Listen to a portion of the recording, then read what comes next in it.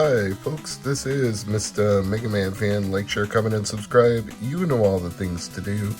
Now, I've heard through the grapevine from several different people and several YouTube channels like Crazy Burger that there are issues with the Indie Heroes Collection Volume 3 for the Evercade, and I wanted to try this out for myself and see if the cartridge has a manufacturing problem or if it's just an isolated incident.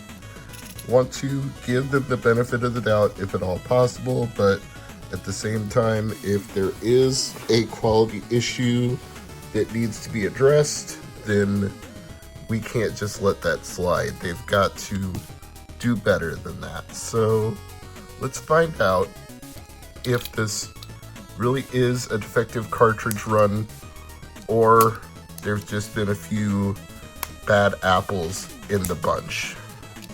One way or another, we're about to find out. And yes, I'm sure somebody is going to critique my technique here of holding it with my feet while I use a box cutter, but I don't have a tripod handy right now. It's already being used for something else, so I have to make do with what I've got. So as per usual, we've got the cartridge and the manual inside, which is part of the appeal of buying Evercade collections. I mean, you can get these games lots of other ways, but you're buying them for the physical media. That's the whole thing they're selling you here. So let's put that physical media to the test in an Evercade EXP, which to my understanding is the most problematic of the various issues, but it seems to fit in there just fine. At least it wasn't a snug, tight fit. I didn't have a hard time getting it in there, and I don't feel like I'll have a hard time getting it out. But that's not the only issue. It has to actually play. We can't just put it in and call it good. We actually need to see the performance here, so let's get to that. And I've got it on the power right now just in case it wasn't fully charged. I didn't want this experiment to end prematurely. But I think it should have a pretty decent amount of charge in it.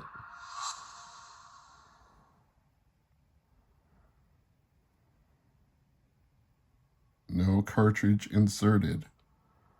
Well, that is disconcerting. Yeah. I would call that defective. You can see it's fully inserted in there. Let me pull that out,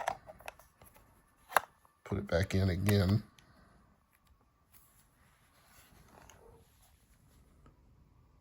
No cartridge inserted. Well, let's not assume this applies to every single Evercade. We don't have to use the limited edition. I've also got the standard edition over here, so let me turn this off. We'll switch the power cord from one to the other, and we'll try this a second time.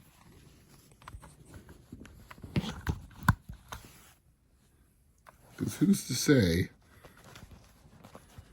that it applies equally to both units? Maybe it's just a bad fit in the limited edition. The pins all seem to be there. I don't think there's a lack of a chip inside or anything, but why isn't it working?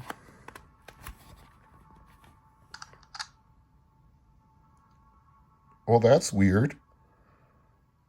It came up in the normal Evercade and not in the limited edition. Okay, that to me is bizarre AF.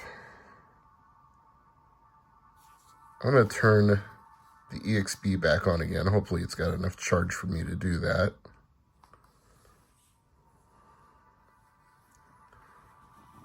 Try this one more time.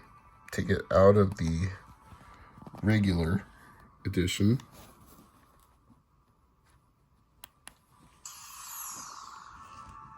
And we're back to the limited edition.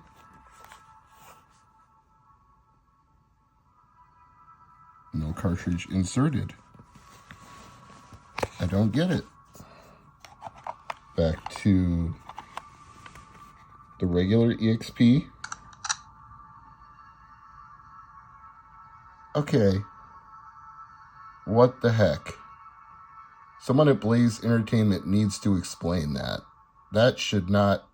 It should work perfectly in both of these. It shouldn't work in a standard and not work in a limited edition. That makes no sense whatsoever. There's got to definitely be some sort of manufacturing flaw that's causing that, either with the console or the cartridge. And given these things aren't cheap, I prefer to think it's the cartridge.